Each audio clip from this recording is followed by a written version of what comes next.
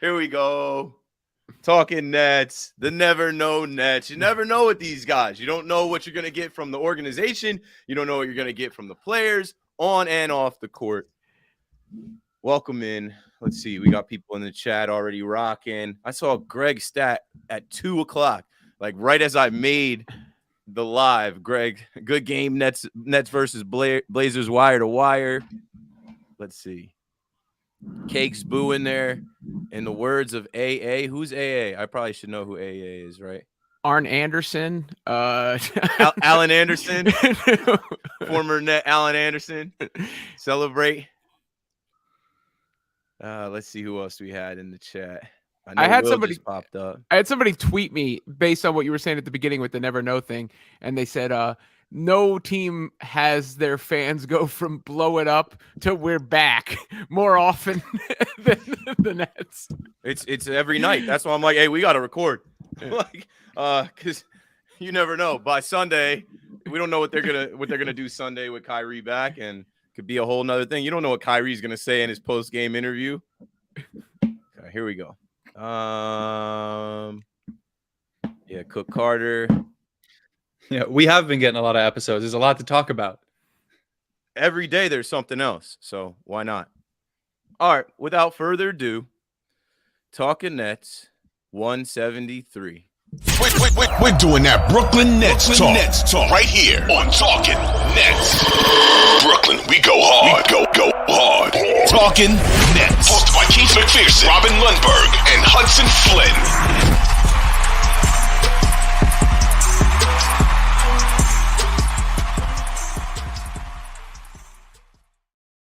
Yes, sir. Welcome back to Talkin Nets, episode 173. Soon we'll be at 175, 200. And with the never know Nets, you never know when you're going to have to record. But it's good to get in the third episode this week, especially going into the holiday. Next week, I'll be overseas.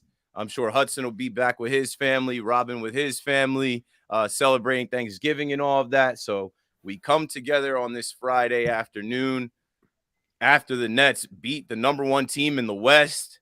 They're going to welcome Kyrie back Sunday, and I'd like to welcome my co-host in right now, Robin Lundberg. How you doing, brother?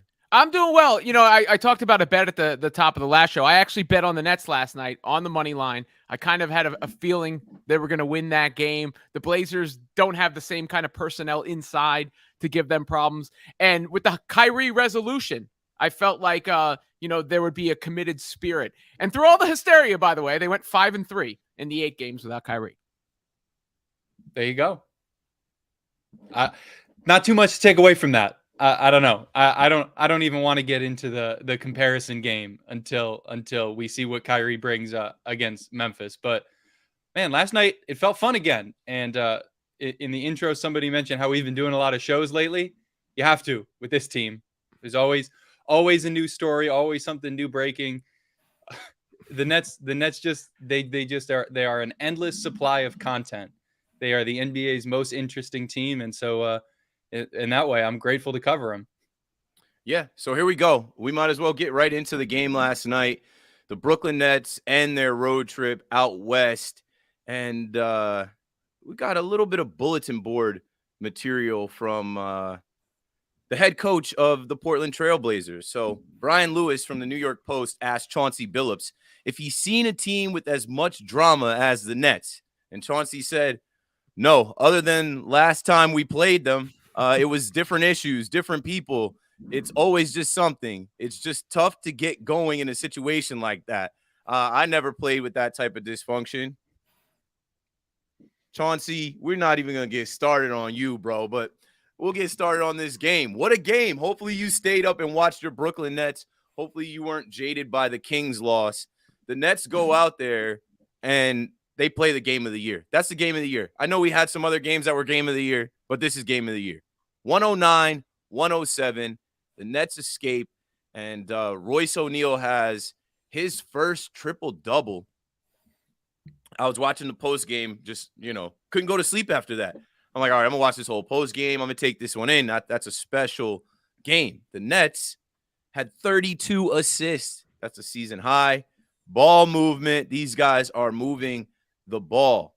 And what I'll say about the game last night, you were looking for a response because the last episode we had was after the Kings game. They gave up 153 points. KD has his comments to the media, to Chris Haynes and Mark Spears, and it just looks like a mess, man. It looks like a dumpster fire, a fucking disaster. I was ashamed to talk about the Nets, and that's why I say they're the never know Nets. That's why I named the title of this episode, Never Know Nets Beat the Best in the West. They go and beat the number one team in the West. Portland is 10-5. And something I wanted to note, which is why I put this up here, the Warriors are 6-9. They're not getting the same energy that the Brooklyn Nets are getting. The Los Angeles Lakers are 3-10. They're also not getting the same energy because they're just cooked.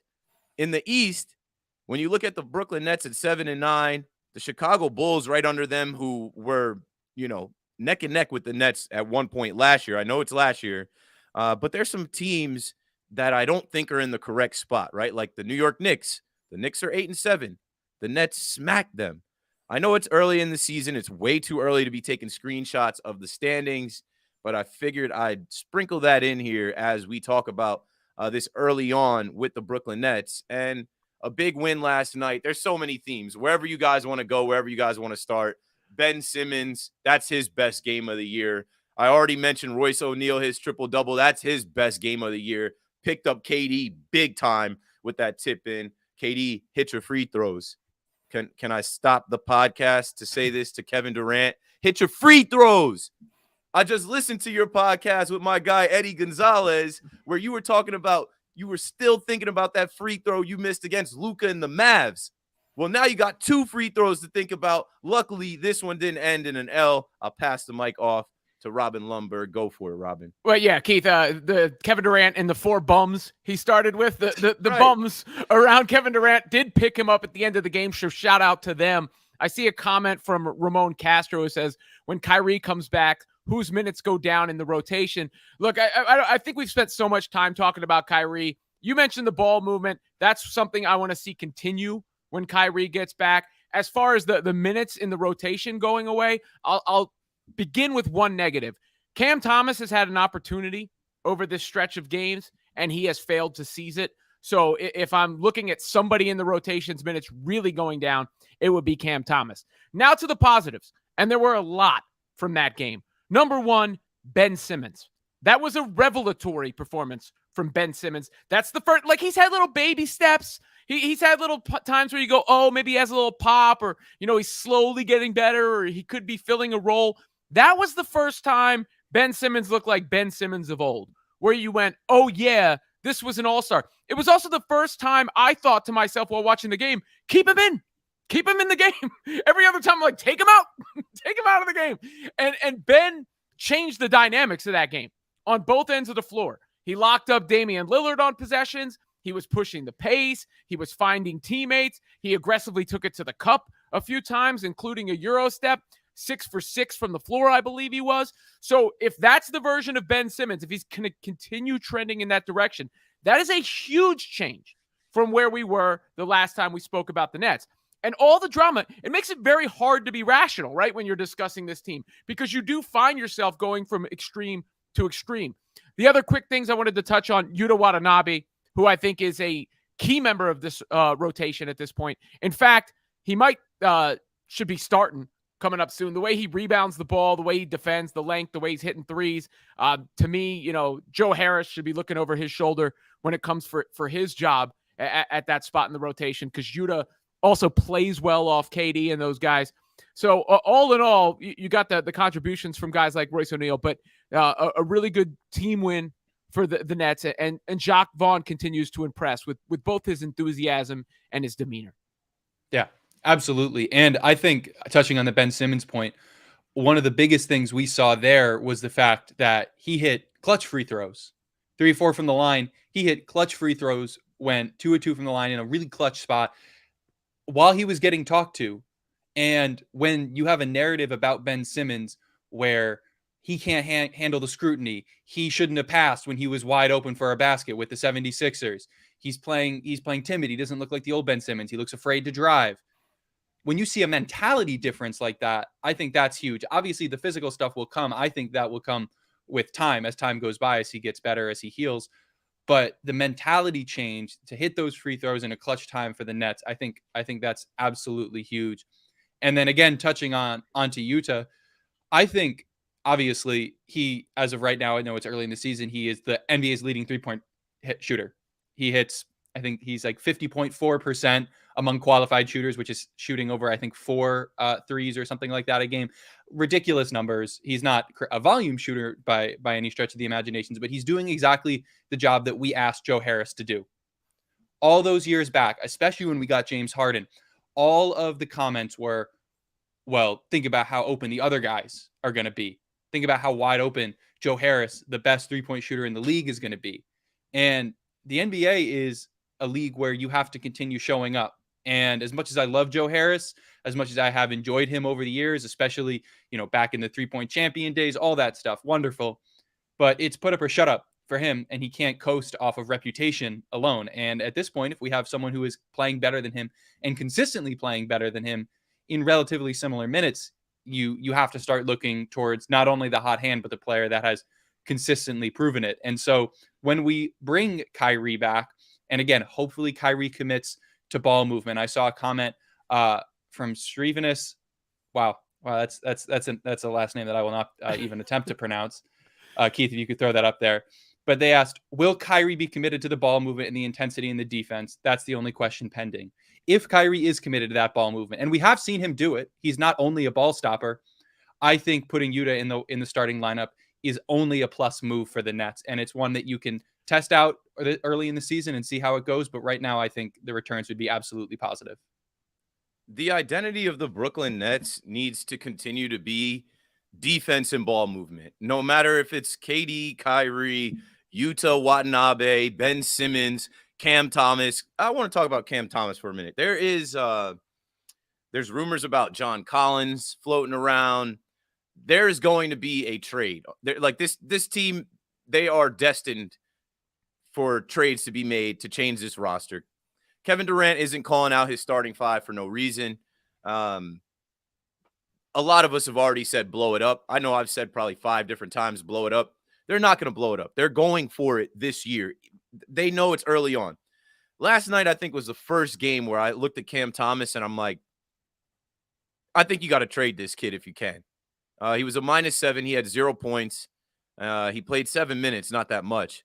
But there were just times where there was a point where I saw Ben yelling at him. Like he just wasn't closing out.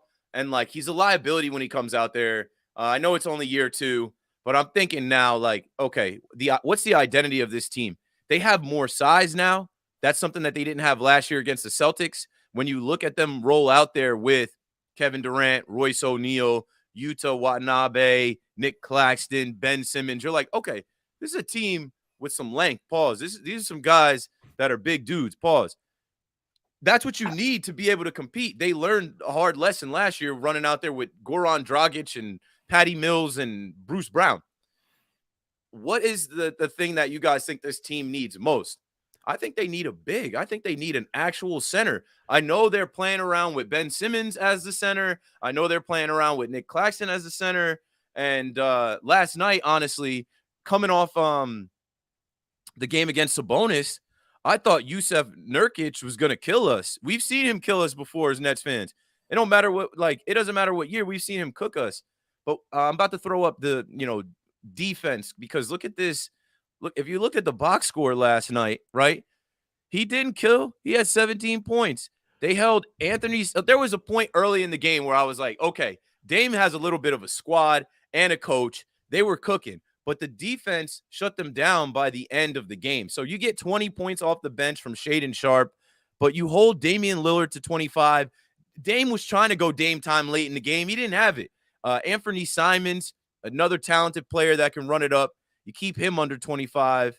And then, Josh Hart, the biggest thing, take Josh Hart out of it. I just mentioned him too as a starter. They kept Jeremy Grant to 5 points in 37 minutes. Ben Simmons locked up. Ben Simmons will lock up Nurkic. He'll lock up Dame. He'll lock up whoever.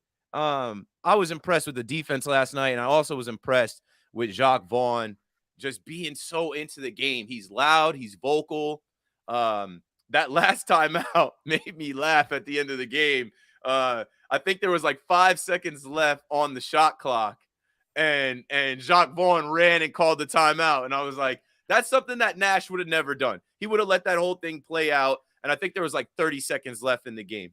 Go for it, Robin. But yeah, and Jacques Vaughn runs practices unlike Nash, right? Like, at least according to KD. You know, it's odd that KD has such an affinity for Cam Thomas. Sometimes it makes me wonder, you know, is his judge of talent always in the right place, or is he thinking more about, like, quote-unquote bucket getters or guys that have a bag? Now, they have two of those guys, clearly, with KD and Kyrie. I don't think it's a total coincidence that they played better defense over this stretch.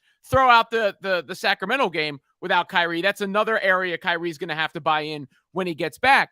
As far as a need, it's been said over and over again, they do need size, but the problem with that is they need size that can shoot.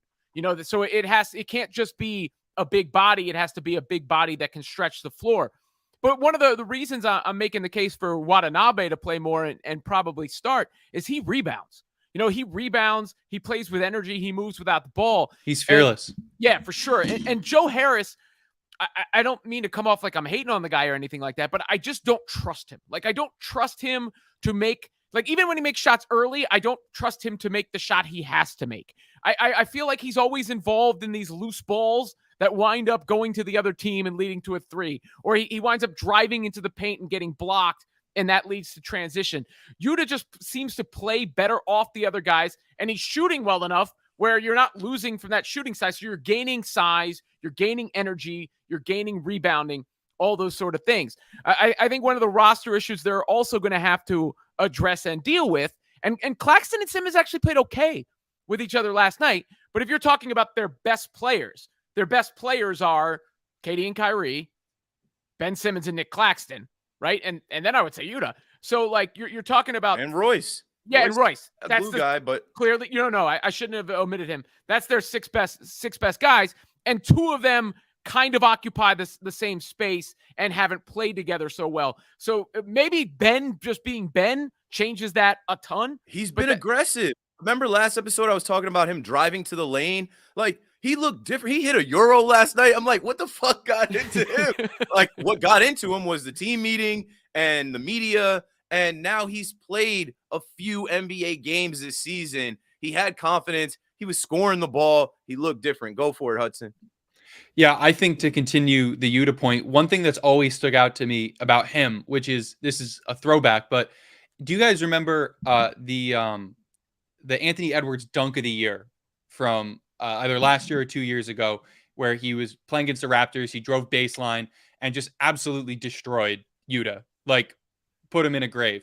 But that anyone knew Yuta for. Right. That play only happens, that poster only happens because Yuta went up with him, right? And that's something, if you go all the way back to Jared Allen, something we always praised him for. Jared Allen has that classic block against LeBron, but he also gets dunked on by the same players because he's willing to have that fearlessness to go up with somebody who is trying to put one on your head, put you on a highlight reel, right? And I think that's something that the Nets benefit from, that ability and willingness to commit to playing basketball, even if it isn't the flashiest basketball, even if it isn't the most highlight moments. Because the truth of the matter with Yuta is that his three-point shooting is going to come down to earth. He is not going to be a 50% three-point shooter for the rest of the year, right? That's just not going to happen. He's probably going to fall somewhere closer to 40, right? If we're lucky, But what we're not going to lose is somebody with the ability and the willingness to do those little things, especially on the defensive side, that the Nets are in such desperate need of. And that actually brings me to my next point, which is about John Collins. And honestly, I ask both of you this just with genuine curiosity. Do you think he is the right ad, the perfect ad that he is being touted, for coming to the Nets in this trade package? Do you think it would be the right move? Because I'm not convinced. I mean, I think he's an upgrade as far as the roster and the talent. He's not shooting the ball from three well this season, which is slightly concerning, but maybe the fact that he's always caught up in these trade rumors and the like. I don't think here's the thing. What are the Nets going to do? Like, if they can get John Collins, I think that's a huge win, considering what they have to give in return. It's not like we're talking about they're going to be shipping out like some coveted thing. So you have to have some sort of realistic expectations on what might come back in return. So I know he's been linked to the team for a long time, and I agree he's not a perfect player or anything like that. But relative to what the Nets have to send out, I think he'd certainly be a good add. He's certainly he would be in their rotation amongst their best guys. I think we're Nets fans. We want to trade for every possible name that comes up, whether it's Miles Turner or in the past Brad Beal or Drew Holiday, like every single guy that comes up and that's on the block. Nets fans are like, go get him. Sean Marks, you better be on the phone. And we end up trading for James Harden and then trading him away for Ben Simmons. And here we are. What did I want to hit on next? Oh, Hack-a-Ben. So you knew it was coming. You've seen it before. And if Ben Simmons is going to be on the floor late in the game, it's strategy. Man, earlier I said KD hit your free throws. Ben Simmons went 3 for 4. I thought he was going to go 0 for 4. Hack-a-Ben, he handled his business. And Jacques Vaughn said we expect him to step up and make those free throws, and he did. I was happy to see that. I don't expect that to always be the case. But in a game like that down the stretch, Ben Simmons didn't fail, man. That was his best game as a Net, and we can only hope he builds on that. Yeah, I mean, like, I loved what Jacques Vaughn said after the game. They asked him if he considered taking Ben Simmons out, and he said, no, we knew he was going to hit those free throws. That's the kind of mentality, that's the kind of message and positive affirmation to send Ben's way. And maybe, who knows, maybe he exercised some demons there as far as making a few of those shots.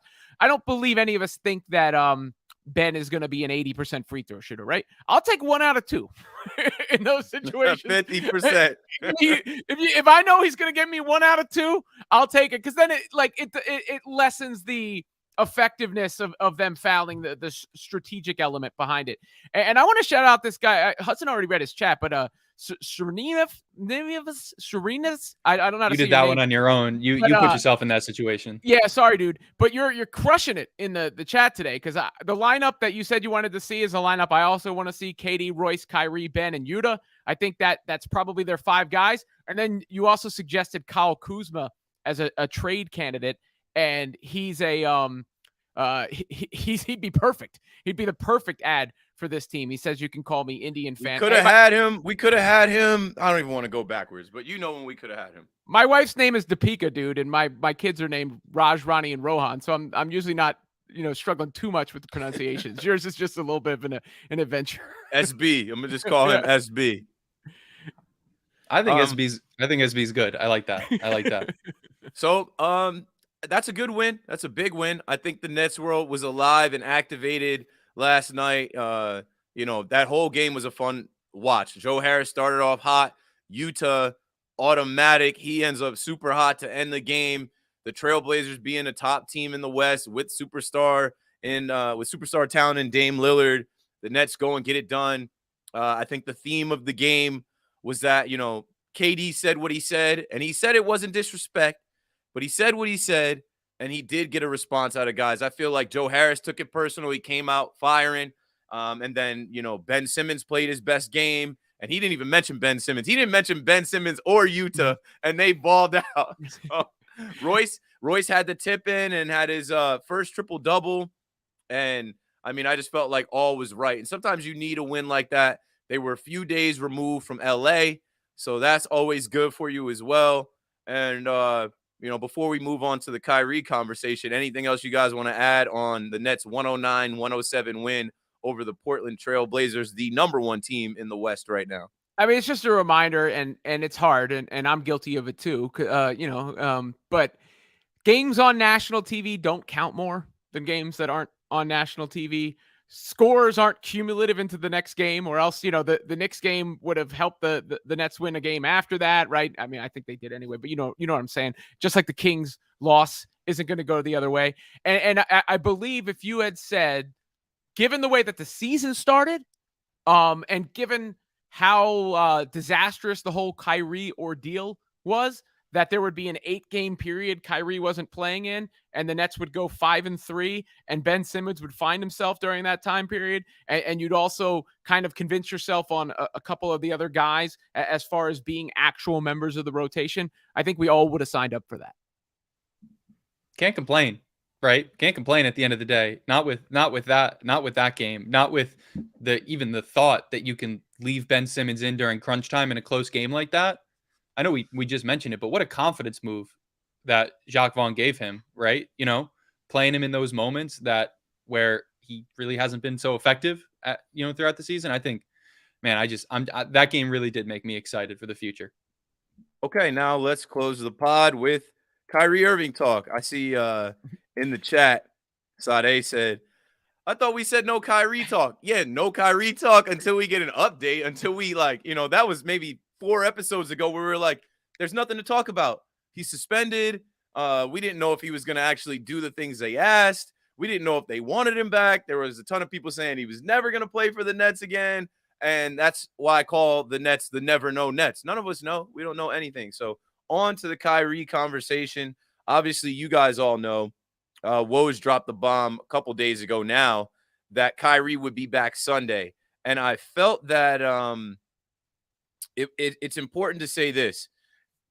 Kyrie, whether Josiah has a beef with Kyrie or not, it doesn't matter, yo. This is supposed to be basketball. He is a great player. He made a mistake. I think he more than paid for that mistake. I would love to see the guy apologize, but you can't make a grown man do something that he, doesn't feel like he needs to do. Whatever. I'm just trying to get to a place where we can move on. But what I appreciated was, let me see if I can find a tweet about it.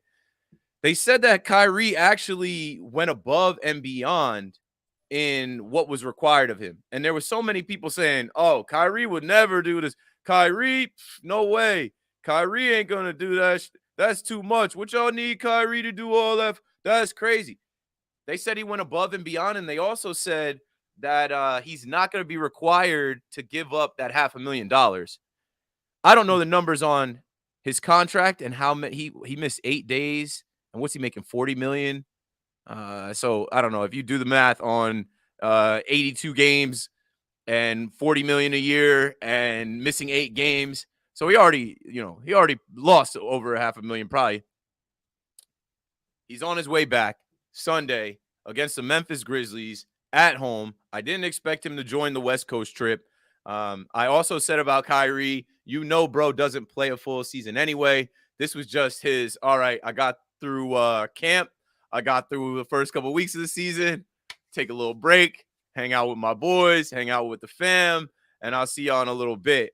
So now your thoughts on Kyrie rejoining this team after a big win, Kyrie Irving not having to pay the $500,000 to the ADL, and the report that Kyrie went above and beyond to satisfy some of those things that were asked of him by the Brooklyn Nets. I hope the above and beyond thing is true. However, Shams is the source of it, and I'm not doubting Shams' reporting, but I do know that Shams gets a lot of his Kyrie information from Kyrie and Kyrie's camp. So it behooves Kyrie and Kyrie's camp to say that Kyrie went above and beyond in that regard. I hope it's true. I hope Kyrie comes back and plays great. I want to move forward positively. Kyrie's a great player. We all know, no one doubts. No one in their right mind doubts Kyrie's ability. His ability is off the charts. He's touched by the blender of gods. If he wasn't good, we wouldn't be going through all this. Yeah, if he was a bum, we would never be going through all this. Yes, and with that said, the reason that I was saying before that I didn't want him back and all that is just because it never ends with Kyrie. It's not about this one instance. One man shouldn't be shamed into apologizing or paying the money, though you would wish he would give it the same treatment he gave not apologizing or not, in front of a camera. But we're going almost 4 years running with something with Kyrie now. And Boston, there was stuff with Kyrie. And Kyrie leaving Cleveland, there was stuff with Kyrie. There's going to be something else. There's too many months left in the season. There's going to be something else. And that's the problem I have. It just feels like it's not a parachute. It's a black cloud that you attach yourself to. And at some point you have to cut those strings and let them go. But at the same time, of course, they're a more talented team with Kyrie. And of course, we're all, I think, once again going to convince ourselves, oh, Kyrie's back. Look at this team on paper. Look what they were just doing. You had Kyrie. Woo! So that's just what it is. It's a roller coaster. Yeah, and I mean, I would echo him doing those things required to come back, and just gonna take Shams' word at face value that he did go above and beyond. I truly hope he did. Awesome. I think that's great. I think that alleviates a lot of the moral burden on having Kyrie on your team. But at this point, from both a basketball perspective, as well as the whole extraneous stuff that Kyrie always brings, to make it a general term, I hope we don't lose the things that we've gained in this time without him, because we have gained, at least in most games, a defensive identity. We just in our last game had a season high for assists per game, right? We're on this new era with Jacques Vaughn, and I hope we don't lose those things that we gained. I hope Kyrie comes back and is bought in or buys in as quickly as Kyrie can to what we have going on here. And at this point, I'm not going to get my hopes up that things are going to be wildly better, that we're going to have the championship parade down Atlantic Ave, but Kyrie makes us a better team. And if he buys in, he could make us a great team. And if he plays all of the games, he could make us a really great team. I feel like I've been hurt too many times. I don't know what to believe, but at this point, what do we have left? As Nets fans, he's going to be there. He's going to be playing. And so I'm going to, especially after he completed the things that he needed to complete, I'm going to let myself be hurt again. If he's a serious individual, or ever going to be one, by the way, he's in a contract year. He's not a serious individual. I know he's not, of course. But I'm a guy. I try to be a good person and hope for the best in people. So I'll never. It's never too late. It's never too late. I'm the first one saying it's going to be something else. We're all going to be complaining about Kyrie again. There's going to be some more dramatic situation that comes up, and we thought going into the year the contract thing would matter. But after this, and it's still being a contract year, like if it hasn't been hammered home to him that not just his future with the Nets, which is probably not existing beyond this year, but his future in the league is dependent on this stretch that he's about to play. I'm still repping him. I'm still repping outside? him. I'm still repping him. No, I can only wear this in the house because, like I told you before we started the show, if I wear this, I mean, one, I got to put a hoodie on and throw it on over it. But if I wear this outside, then I get attacked. I'm anti-Semitic. I'm anti-vax. I hate Jews. I hate science. I think the earth is flat. He's wearing a Kyrie jersey, by the way, for those of you listening. Yeah, for the audience that's only audio only, I have my Kyrie jersey on, which is one of my favorite jerseys. I have a few Kyrie jerseys. I said before we did the show, I got to stop buying Kyrie jerseys. I want the new white Basquiat. I'm damn sure not getting number 11. I want the new ABA look. I'm damn sure not getting 11 because he's definitely not going to be a Net after this season. You got to get a Utah jersey. That seems like an investment that's not going to go bad in the same way. Yeah, I said last night they need to put Utah in the meme that's like rim, swim, Kim, and then they put a picture of Utah as him. I mean, that dude was just he was just doing it, man. Like, that's what you hope to see, right? You see a guy knock down open shots, clutch shots, and he's not affected. He couldn't miss, and he helped keep us in the game. So, I mean, shout out to Utah. Let's see. Last couple things about Kyrie. I saw in the chat you guys are talking about, Cook Carter, big Nets fan, always flexing, VIP level memberships and access at Barclays. He said he lost his sneaker deal already. And then SB said Nike suspended, but, not terminated him. I'll say this about Nike. Fuck Nike. And I've given Nike a ton of money. But, they wanted to get rid of Kyrie last year. And then when they jumped ship this year, it was just kind of like, whatever. They're not releasing his shoe. I think they wanted to be done with him. I think they just piled on.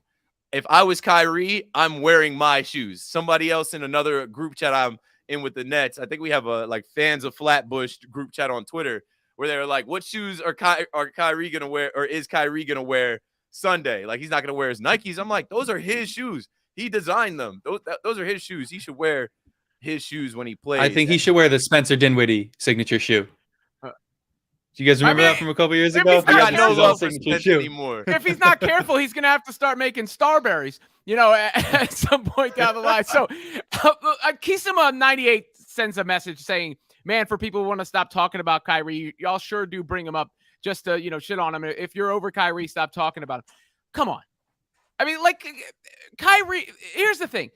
I think everybody, like, I wish Kyrie could be my favorite player. He's so fun to watch, right? But, like, Kyrie plays for the Brooklyn Nets. He's on the team. He's constantly in the news. He's about to return from suspension. Of course, we're talking about Kyrie. On the other hand, of course, we're tired of talking about Kyrie because it never ends with Kyrie. And I get where people are fans, and I get they want to defend their guy and everything like that. And I don't want to make it personal. I don't hate him or anything like that. But if you can't see that all of these situations are self-made situations by Kyrie, then you are blind. Then you are blind. You're basically wearing a blindfold, walking off the side of the flat earth. Of course we talk about him, right? We do a Brooklyn Nets podcast. If we were doing this podcast when the Nets were winning 12 games in a season, we would probably be sick of talking about the 12-win Nets, but we would still talk about them because it's kind of our job here. I mean, at least a little bit. All right, my turn. I'm wearing a Kyrie jersey. I'm excited for Kyrie to come back. And this fucking podcast is called Talkin Nets.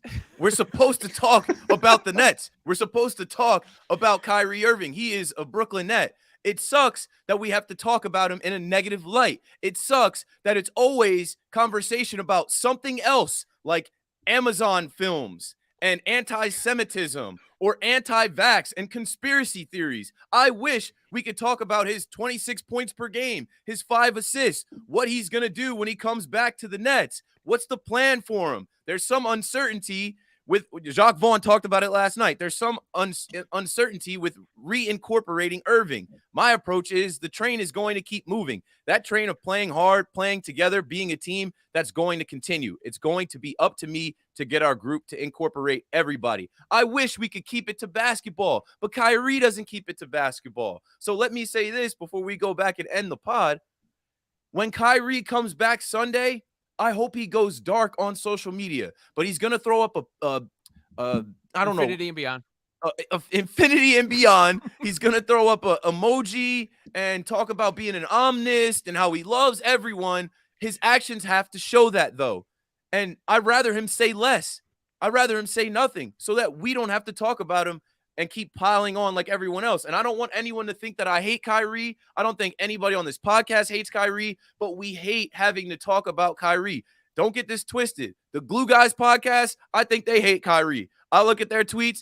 I remember last week, there was I think maybe the first or second game, they tweeted out, Kyrie who? And I said something from the Talkin Nets account, like, give it a rest. Can you take a night off from Kyrie? He's suspended for the next 5 games. The first game without him, you got a tweet about Kyrie who?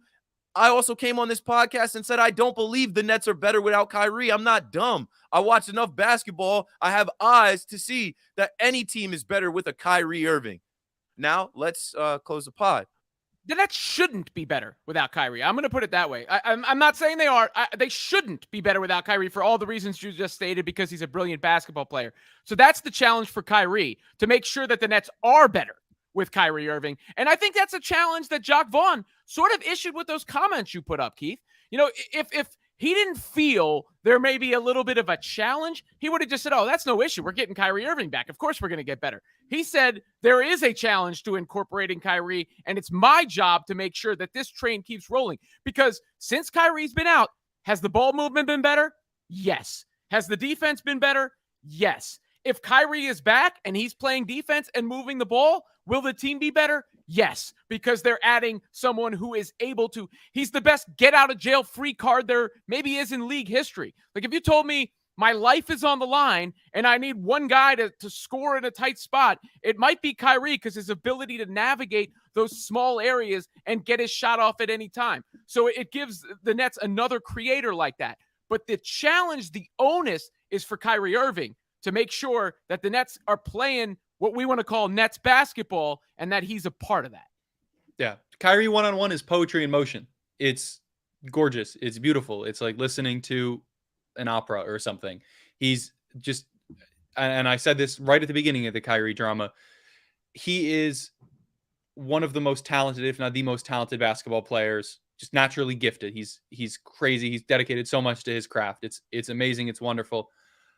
He's so annoying, and it's annoying to talk about. And I wish he was a 2K player where you didn't have to deal with all of this stuff. And I want the Nets to be better with him on the team, but I'm going to let him convince me. I'm not going to assume that the Nets will automatically incorporate themselves perfectly, just like Jacques Vaughn said. I'm gonna let him show us why we should trust him to be a basketball player for the Brooklyn Nets. One more real quick basketball point on that. Kyrie's always been best off the ball. Even back with the Cavs with LeBron. And when he and Harden were playing together, he played at his best next to Harden, with Harden controlling the ball. If Ben Simmons can be that big point guard, maybe that will help incorporate Kyrie as Ben's minutes go up, and then Kyrie can play off the ball off Ben. It's funny you mentioned James Harden, because I literally was going to make a joke. Like, stop talking about James Harden because he's not on the team anymore. We don't talk about James Harden. But there was weeks after that trade that we had to talk about James Harden. It is what it is. We're in the media. We're doing a podcast. And most importantly, we're Nets fans. Jay from BK dropped something in there, and we'll close on this. Jay from BK said, Kai will still get the loudest ovation Sunday night, regardless of Twitter opinions and narratives. He has always been the fan favorite Net. He's from Jersey. I'm from New Jersey. I've rooted for the guy since I ever heard of him. Never thought he'd be on the New Jersey Brooklyn Nets. And now that he's coming back, we welcome him back with open arms. He made a mistake. Hopefully he learned from it and doesn't double down on it. But I can't trust that. What I hope is that he comes in and he helps this team, and he doesn't make it about himself. He makes it about being all in, like this season was supposed to be about, being all in for the Brooklyn Nets to win as many games as possible and build a team that could potentially make a run into the playoffs. And we're not there yet. We're still building, but Kyrie helps. So I had to put bro in timeout. You're in the chat talking nonsense. We're not you. We're not random anonymous guys with a picture of the Brooklyn Bridge up and then come into our chat to say, oh, why are you talking about Kyrie if you don't want to talk about him? I do want to talk about him, but I'd rather not talk about him and anti-Semitism. I'd rather not talk about him and anti-vax shit. I'd rather talk about him dropping 35 points and going off. And hopefully we'll get to do that Sunday. The Memphis Grizzlies always beat the Nets. We definitely need Kyrie's help. They're not going to have Desmond Bane. I'm looking forward to it. Cook Carter says something about, Keith, are we throwing dice Sunday at the game? I don't know what that means, bro. I don't know what that means. I don't know if I'm pulling up to the game Sunday. But that's all we've got, man. Talking Nets, episode 173. Last episode, I think I was just disgusted with everything. I think I was just upset with everything. That's the first episode of Talkin Nets that I didn't end the right way. So I apologize for that. But, hey, we appreciate everybody pulling up to the YouTube to interact with us, following us on Twitter, and subscribing to the pod. Keep it going. We've got you. A little programming note. We're going to try and do a show on Monday, but then I'm going to London Wednesday, and you guys already know Wednesday is Thanksgiving Eve, and then you get Thanksgiving, Black Friday, and then that weekend, and everybody is with family and friends and on vacation, so we probably won't have a podcast for probably close to a week. So we're going to take a little bit of a week off, a week break, and hopefully the Nets win games, and we come back with some positive stuff to talk about, specifically basketball things to talk about, and not articles and rumors and conspiracy theories and other nonsense. So this is how we end the show. Let's go Nets. I got to say it 4 times. Let's go Nets. Let's go Nets. Let's go Nets. Come on, Hudson, bro. I can't get the time in time.